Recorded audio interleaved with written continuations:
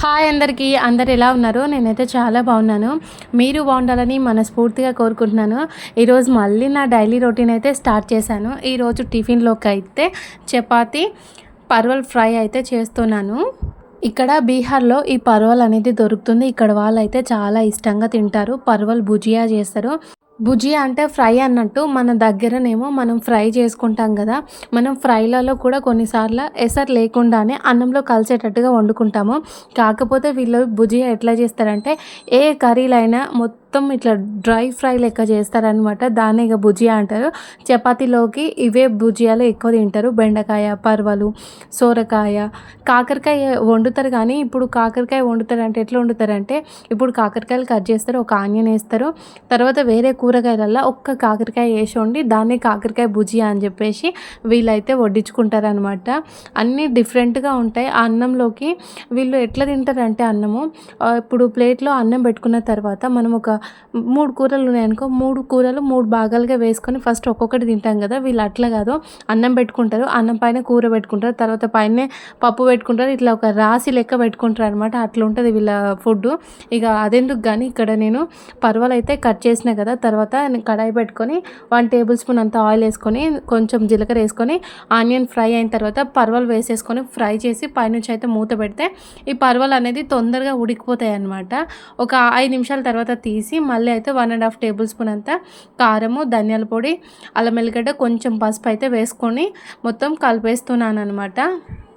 మేము అటు ఇటు ఈ పర్వల్ని తినబట్టి అయితే ఒక 1 ఇయర్ అవుతుందనమాట. ఇంతకుముందు వచ్చినా కూడా ఈ వెజిటేబుల్ నేను తీసుకురాలేదు, వండలేదు కూడా. మా సార్ ఏమో అప్పుడప్పుడు ఇక్కడ బీహార్ వాళ్ళు లంచ్ తీసుకొస్తారు కదా, స్కూల్లో లంచ్ తీసుకొచ్చినప్పుడు టేస్ట్ చేసేవాళ్ళు. ఒకసారి తెస్తే పైన చాలా గట్టిగా ఉంది చూడడానికి, ఇది ఉడకదు అని చెప్పేసి నేను మా ఇంటి ముందు ఆంటీ వాళ్ళకే ఇచ్చిన. మళ్ళీ ఒకసారి తెచ్చిండు. అయితే నేను ఏం చేసిన అంటే ఇప్పుడు మనం దోసకాయని కనుక చెక్కు తీసి ఎట్లా వండుతాం అట్లనే మొత్తం గీకేసి వండిన తర్వాత అది మొత్తం ఎట్లా అయిపోయిందంటే మొత్తం దగ్గరికి ఒక చిన్న ముద్దలాగా అయిపోయింది అనమాట. చాలా మెత్తగా ఉడికిపోయింది. ఇక అప్పటి నుంచి మా ఇంటి ముందు ఆంటీని అడిగితే ఇట్లా పొడవుగా కట్ చేసి ఒకటే మెత్తగా ఉడికించకుండా కొంచెం ఉడికిన తర్వాత ఫ్రై చేస్తే అదే ఉడికిపోతుంది అని చెప్పేసి ఆంటీ చెప్తే ఆంటీ చెప్పినప్పటి నుంచి అట్లనే ఫ్రై చేస్తున్నా. ఈ చపాతీస్ కూడా నేను బీహార్ వాళ్ళు ఇట్లనే చేస్తారు అనమాట. చపాతీలో ఎలా చేస్తానో ఒక వీడియోలో అయితే ఫుల్ వీడియోలో పెట్టిన, అది వెనక్కి వెళ్ళి చూస్తే మీకు తెలుస్తుంది. ఈరోజు చేసిన చపాతీస్ వచ్చేసి 18 చపాతీలు అయితే చేసిన. ఎందుకంటే మామయ్య అత్తమ్మ కూడా ఉన్నారు కదా, వాళ్ళకు కూడా టిఫిన్ కావాలి మార్నింగ్ టైము. ఇంకా అందుకే పొద్దున 4:30కే ఈ ప్రిపరేషన్ అయితే స్టార్ట్ చేసిన. నేను వాడేది కరెంట్ హీటర్ కాబట్టి చపాతీలు కాల్చినా కూడా స్లోగా మండుతుంది అనమాట, హీట్ అవుతుంది. అయితే మా మామయ్య ఏమంటున్నారంటే నువ్వు చపాతీలు చేస్తున్నావు కానీ అరచేతి అంతా వెళ్ళిపోయి ఉంటున్నాయి, అట్లా చేస్తే నీకు తెల్లారుతుంది, పెద్దగా చేయదమ్మా అని చెప్పేసి మామయ్య చెప్పిండు. అయితే నేను గ్యాస్ మీద చపాతీలు కాల్వను. ఒకవేళ హడావిడిగా నేను కాల్చినా కూడా మా సార్ ఎట్లుంటాడంటే ఇక నన్ను తిడతాడు అనమాట. మొన్ననే గ్యాస్ 1 ఇయర్ వచ్చింది, అయినా కూడా నువ్వు 1 ఇయరే వచ్చింది ఇంకెక్కువ రోజులు రావాలని చెప్పేసి మా సార్ నాతో గొడవ పెట్టుకుంటారు. ఇంకా రొట్టె పెంక కూడా చిన్నగా ఉంటుంది కదా, ఇంకా హీటర్ మీద అంటేనేమో అది మిడిల్లోనే మండుతుంది చపాతీకి అయితే అని చెప్పేసి నేను అందుకే చిన్నగా చేస్తాను. చిన్నగా చేయడం వల్ల మంచిగా పొంగుతాయి కూడా. ఇక చపాతీలు చేసిన, పర్వల్ ఫ్రై కూడా చేసేసిన కదా. ఇంకా ఫస్ట్ అయితే మా కన్నయ్యకు 1.5 చపాతీ పెట్టిన, మా విషుకు వచ్చేసి 2.5 చపాతీస్ పెట్టిన. తర్వాత మా సార్కి వచ్చేసేమో ఒక 5 చపాతీస్ పెట్టి ముగ్గురికి కర్రీ అయితే బాక్స్లో పెట్టిన. ఇగో ఈ కొంచెం ఉంది కదా, ఇది మా మామయ్యకి అత్తమ్మకు సరిపోతే చాలుతుంది. నేను 1/2 కేజీ పర్వల్ ఫ్రై చేస్తే అగో కొంచెం అయింది, ఇంకా నయం. ఎందుకంటే నేను మంచిగా మెత్తగా ఉడకబెట్టి చేసిన అనుకో ఇంకొంచెం తక్కువ అయ్యేది.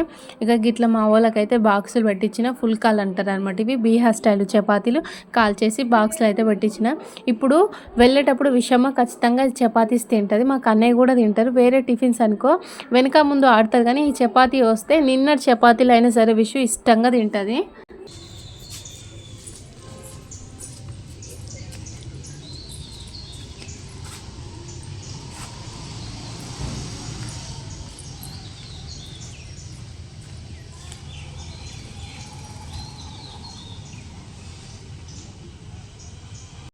ఇక బాక్సులు పెట్టిన తర్వాత విష్యుని మామయ్య స్కూల్ దగ్గర దింపడానికైతే తీసుకుపోతుండు.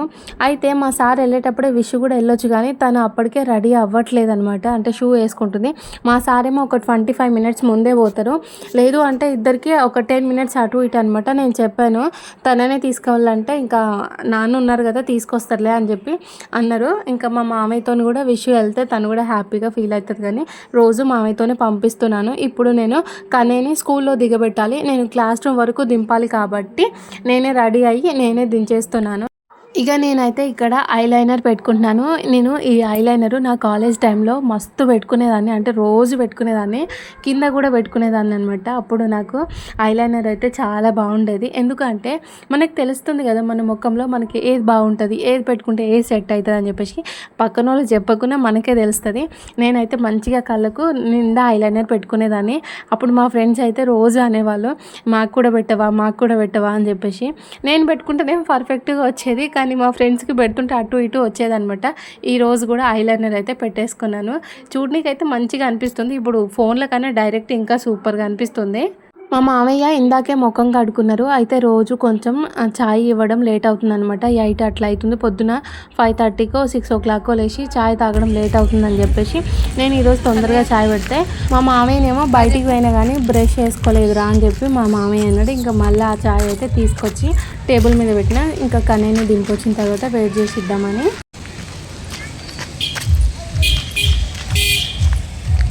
సేపు నమస్తే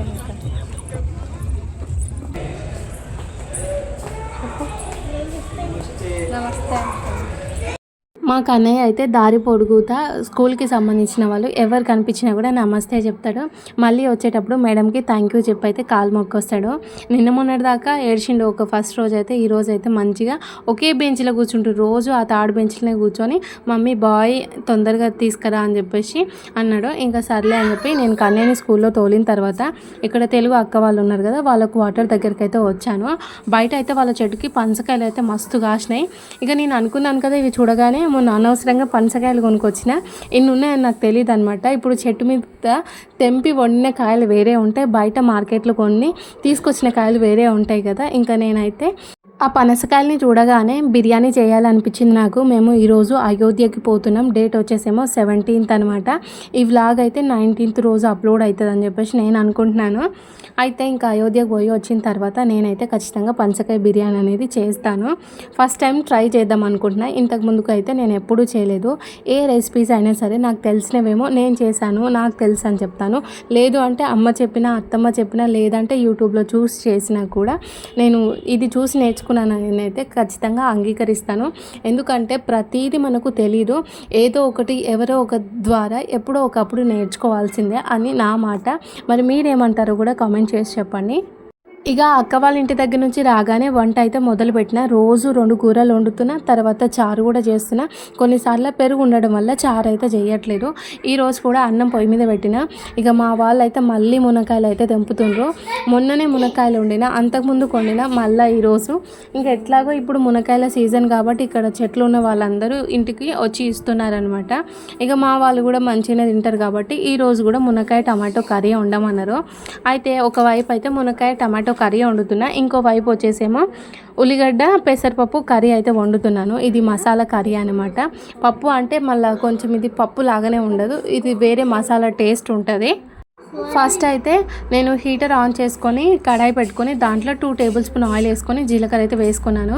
ఇప్పుడు గ్యాస్ కన్నా హీటర్ చాలా స్లోగా కుక్ అవుతుంది కాబట్టి ఇక్కడ నేను ఆనియన్స్ వేసిన, ఆనియన్స్ ఫ్రై అయిపోయినాయి, మునక్కాయలు కూడా వేసేస్తున్నా. ఇక్కడనేమో ఇంకా ఆయిలే వేడైపోలేదు. అట్లుంటుంది అనమాట హీటర్ ముచ్చట. చాలామంది అడుగుతున్నారు హీటర్ ఎక్కడ తీసుకున్నారని. ఇది నేను ఇక్కడే ఆఫ్లైన్లోనే తీసుకున్నాను. ఇక్కడ మాకు NTPC వెంచర్లో ఉంటాం కాబట్టి ప్రతి ఒక్కరు ఇదే కరెంటు హీటర్స్ని వాడతారనమాట. అందుకే ఇక్కడ చాలా దొరుకుతాయి. అయితే కొంతమంది హీటర్స్ మాకు కావాలంటే ఎక్కడి నుంచి తీసుకోవాలంటున్నారు. ఫ్లిప్కార్ట్లో కూడా అవైలబుల్గా ఉన్నాయి కరెంటు హీటరు లేదా కుకింగ్ హీటర్ అని చెప్పేసి మీరు ఒకసారి సెర్చ్ చేయండి. ఒక పిక్చర్ అయితే వస్తుంది, దీనికి సంబంధించిందే.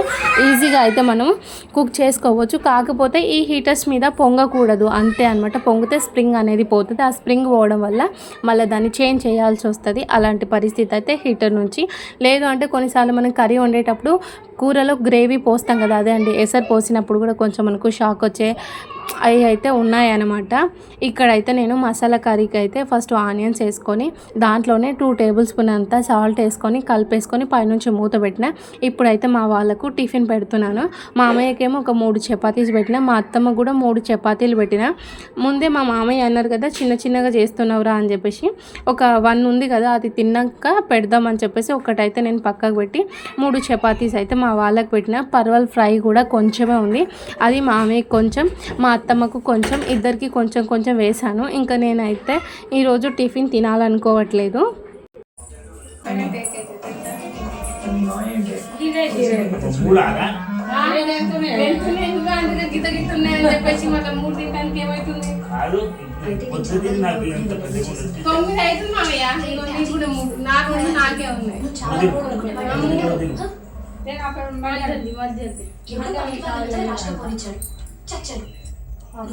దర్శన గారు అది చాలు, సో రిలాక్స్ నా.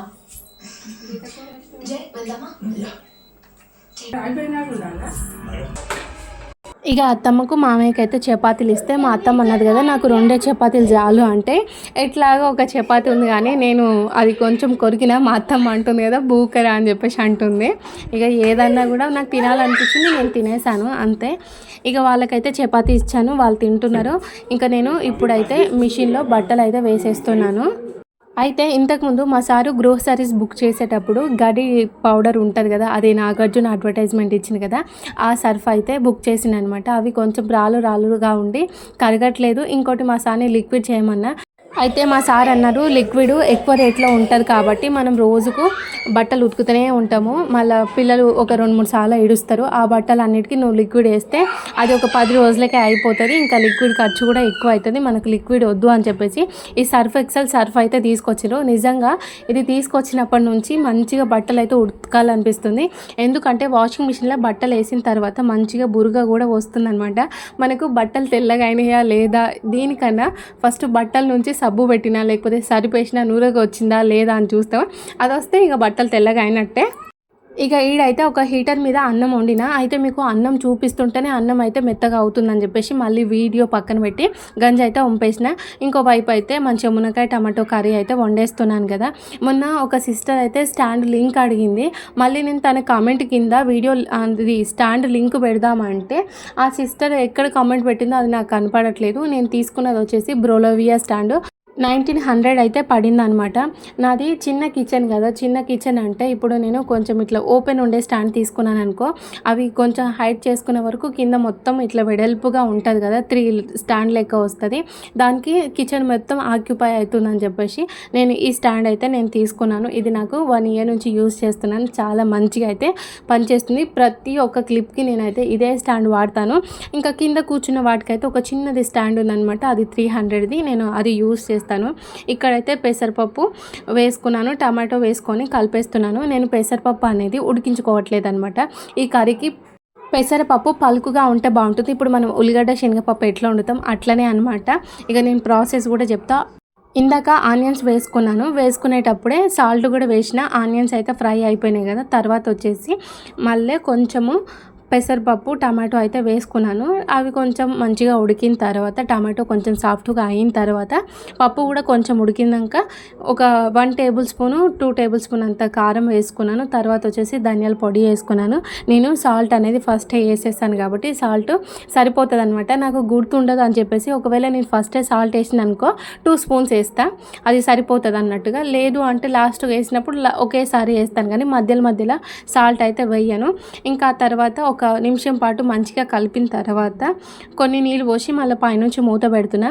మనకు ఈ పెసరపప్పు అనేది నానబెట్టినాం కాబట్టి తొందరగా ఉడుకుతుంది, అందుకే నేనైతే మళ్ళీ మూత తీసేసిన. ఎసరు కూడా తక్కువనే పోసిన కదా. ఇలా కొంచెం పప్పు అనేది పలుకులుగా ఉంటేనే ఈ కర్రీకి టేస్ట్ అయితే బాగుంటుంది అనమాట. ఇది మా అమ్మ వండుతుంది, మా పెద్దమ్మ అయితే ఇంకా మస్తు వండుతుంది అనమాట ఇదే పప్పుని.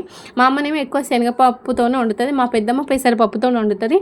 ఇది మా పెద్దమ్మ వండితే నేను తిన్నాను కాబట్టి అప్పటి నుంచి నేను కూడా నాకు ఎప్పుడైనా మంచిగా తినాలనిపిస్తే ఈ కర్రీ అయితే వండుకుంటాను. ఇప్పుడు కొంచెం మసాలా కర్రీ కాబట్టి కొంచెం గరం మసాలా వేసుకున్నాను, అది కూడా చిటికెడంత వేసుకున్నాను.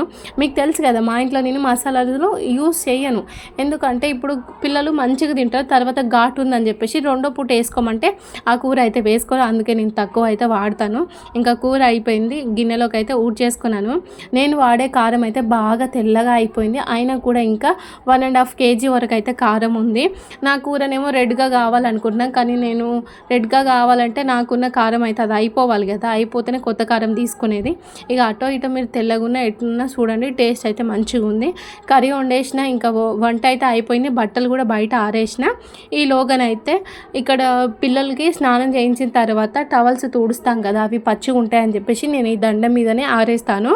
ఇక పనంతా అయిపోయిన తర్వాత ఆ టవల్స్ కూడా ఆరిపోతాయి కదా, ఇంకా వాటిని మడత పెట్టేసి కూలర్ డబ్బా పైన పెట్టేసిన. అయితే మొన్న కేక్ చేసిన కదా, కేక్ చేసినప్పటి నుంచి ఆ సామాన్ అది నేను బయటనే పెట్టిన. చదువుదాం అనుకుంటున్నా, ఇంకా రోజు ఇంట్లో పని, పిల్లల్ని చదివించడం, తర్వాత ఎడిటింగ్, ఇదే వర్క్ అయిపోతుంది. ఈ కేక్ సామాన్ అయితే చదరట్లేదు. ఈరోజు అయోధ్యకి పోతున్నాం కదా, మళ్ళీ వచ్చేసరికి దుమ్ము పట్టిపోతే ఒక 3 రోజులు ఇల్లు ఊకపోతే ఎట్లుంటుంది అని చెప్పేసి కేక్ సామాన్ అయితే చదిరేస్తున్నాను. నేను ఎప్పుడైనా సరే ప్రతిదీ నేను డబ్బాలు అయితే జాగ్రత్తగా పెట్టుకుంటాను, ఎప్పుడు ఏ అవసరం వస్తుందో తెలియదు అని చెప్పేసి. నాకు కేక్ వచ్చిన డబ్బాలు చూస్తున్నారు కదా, ఇప్పుడు టర్న్ టేబుల్ ఉంది, అది ఆ టర్న్ టేబుల్ బాక్స్లోనే పెట్టిన. తర్వాత బీటర్ ఉంది కదా, బీటర్ బాక్స్లోనే పెట్టి మళ్ళీ ఫ్లిప్కార్ట్ వాళ్ళు డెలివరీ చేస్తారు కదా, ఆ బాక్స్ కూడా పెట్టేసిన. తర్వాత వచ్చేసి అక్కడ నేను చూపించాను కదా కొంచెం బ్లూ కలర్ది, అది వచ్చేసేమో స్టాండ్ బాక్స్, ఇంకోటి వచ్చేమో చిన్న ట్రైపోర్డ్ బాక్స్ అనమాట. ఇవన్నిటిని నేను దాచుకుంటాను, ఏదైనా సరే జాగ్రత్తగా పెట్టుకుంటాను. కానీ నాకు ఉండే భయం వల్ల అవి అప్పుడప్పుడు కొంచెం పాడు చేస్తానేమో అనే భయం ఎక్కువ ఉంటుంది, కానీ నేను కావాలని ఏది చెయ్యను. ఇంకా నేనైతే కేక్ సామాన్ మొత్తం చదివేస్తున్నాను. నాకేమో ఒక్క కేక్ ఆర్డర్ కూడా రాదు, ఒక 2-3 కేక్స్ వచ్చినాయి కదా. 3 కేక్స్ అంటే ఒక కేక్ ఏమో మా పక్కన, అంటే ఇంకో 2 కేక్స్ వచ్చేసేమో మా తెలుగు సార్ వాళ్ళు ఇచ్చింది కదా, అంతే. ఇంకా ఇక్కడ వాళ్ళకి కేక్స్ చేస్తున్నా అని తెలియదు కదా. నేను ఏమనుకుంటున్నానంటే మొన్నటిదాకా కేక్ అయ్యే ఖర్చు అయితే మా సార్ ఇచ్చిండు, ఇప్పుడు నేనే కేక్ అయ్యే ఖర్చు పెట్టుకొని ప్రతి శనివారం కేక్ చేద్దామని అయితే నేను ఫిక్స్ అయిపోయాను. కానీ ఇక్కడ విప్పింగ్ క్రీమ్ ఇవ్వట్లేదు, ఇది ఒక్కటే బాధగా ఉందనమాట. నేను మళ్ళీ అయోధ్యకు పోయి వచ్చిన తర్వాత ఆ భయ్య దగ్గరికి వెళ్ళి నేను నా వీడియోస్ చూపిస్తాను, కేక్ వీడియోస్ చూపించి నేను యూట్యూబ్లో వీడియోస్ చేస్తున్నాను, కేక్ సేల్స్ చేయట్లేదు కాబట్టి నాకు విప్పింగ్ క్రీమ్ ఇచ్చి హెల్ప్ చేయండి భయ్య అని చెప్పేసి తననైతే రిక్వెస్ట్ చేస్తాను. మరి ఎట్లయితుందో ఇంకా.